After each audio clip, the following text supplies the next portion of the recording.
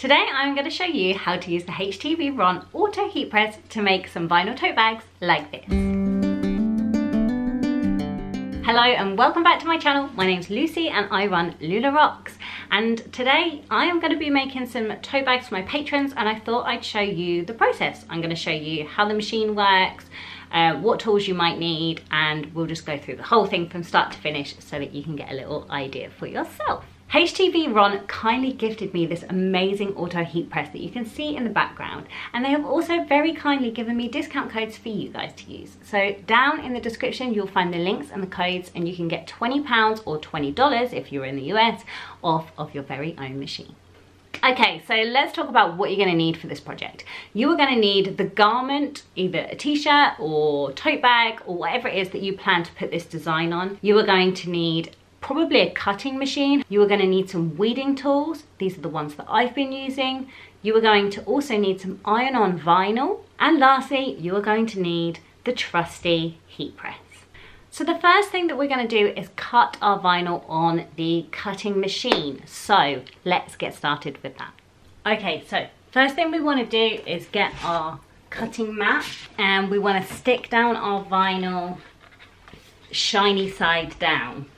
Basically, my mat's a little bit old, so it's losing its stick, so I'm going to use some washi tape to secure it in place.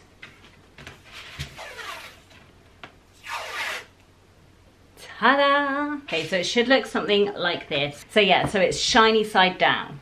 The next thing that you want to do is make sure that your design is loaded into your cutting machine kind of software, and make sure that the design is mirrored. That is really important. I have already wasted so much vinyl because I've accidentally not had that ticked and it's cut the wrong way round. So basically the design will be mirrored, and then you'll stick it down like that so it will be the right way up on your garment. So that is a very important tip. With regards to the cutting settings that you'll need, it all depends on the machine you're using, to be honest. For mine, there's a setting that's iron-on. So you might need to do some research and you might need to do some testing with your own machine to see what works best. So let's go ahead and cut it.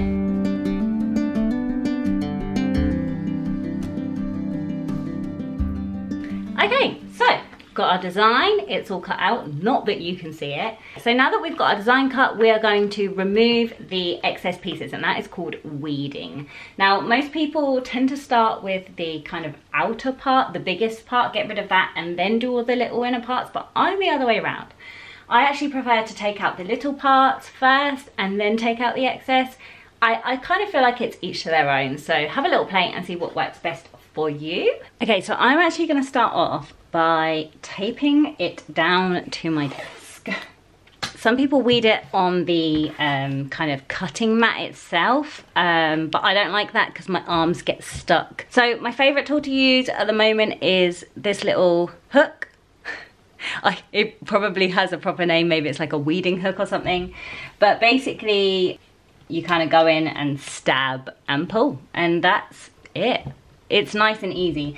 One thing that might be beneficial, so I actually like to stick some tape to my finger, because then if there's any little bits, I can kind of just wipe them as I go. So the process is basically peeling up any little parts of your design. Oh, I'm stuck. So yeah, you just stab, hook, and peel, basically. And that's how easy it is. One thing that I also like to do is, once I've gone around and done all of the inner pieces, I like to pull up anything that is kind of like a corner. So I'm not sure if you can see here. Okay, so for example, this section here inside the N isn't like a fully cut out section, but when it comes to peeling the whole sheet, it might cause us some problems. So I tend to just kind of hook it out ahead of time, and this is why I like to do these inner parts first rather than doing the whole sheet, and then when you go to peel it, they won't get stuck.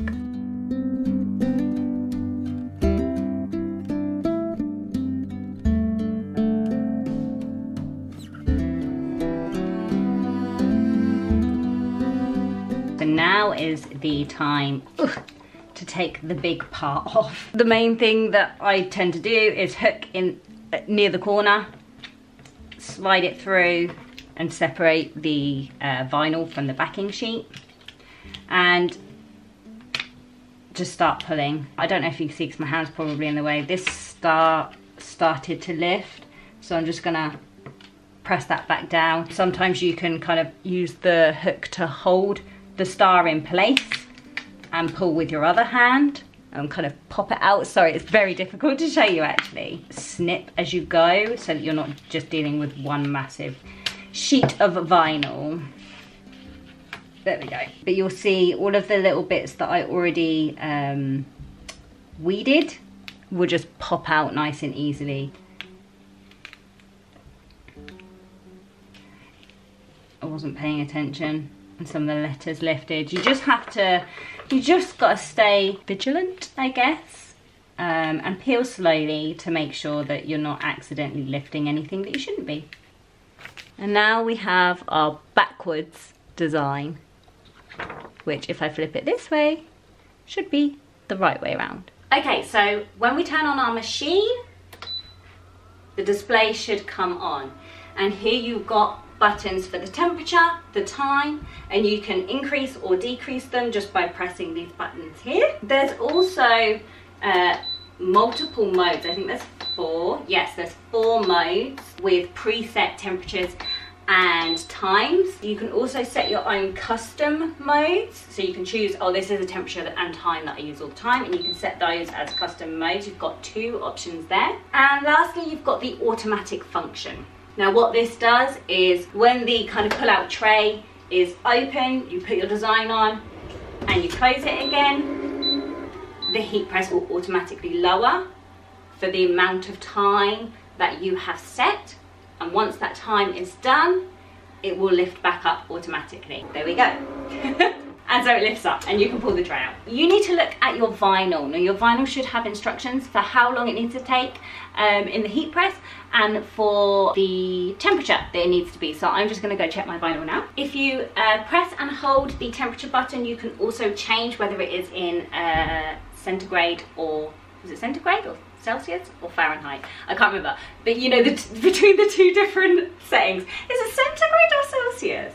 I think it's Celsius. Centigrade, maybe it's both, I don't know. I need my machine to be at 150 degrees and I need it to press it for 10 seconds. So let's get cracking. My brain's gone, my head's gone. I've got my tote bag. First thing we want to do is press it for a few seconds. Now what this achieves is it A, will get any wrinkles out, and B, will also take out any excess moisture. So you just want to pull out the tray, be very careful because that heat plate is ridiculously hot. We're going to position that on there and pop it, oh let's press the auto button. Now I normally only do it for a few seconds, but I'm just going to let it do its thing. Here we go. This isn't a must, but it's something that I like to do, so I always use my little sticky roller and just make sure any fibres and kind of pieces of lint are off. And then you want to get your design, flip it over and pop it down wherever you want it. Okay, and lastly, before we go ahead and press, I'm going to put this protective sheet over the design. Now if you buy the auto heat press, this should come with it. So, and then we're going to pop it in and it's going to go down. Now, depending on the type of vinyl you have and where you bought it from, it could need peeling at different times. So some of them are cold peel, some of them are warm peel, and some of them are hot peel. There we go. There's our 10 seconds. So I'm going to pull this out and let it start cooling down because mine is a cool peel vinyl. Okay, so this is completely cool to the touch. So I'm going to go ahead and start peeling.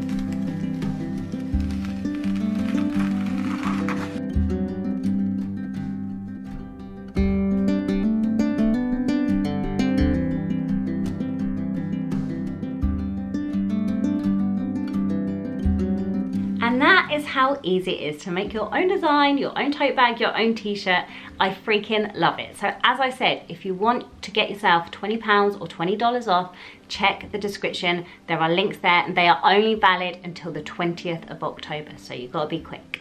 Thank you so much for watching. I really hope it was helpful. And if you've got any questions, as always, just pop them below in the comments and I will do my best to answer them for you.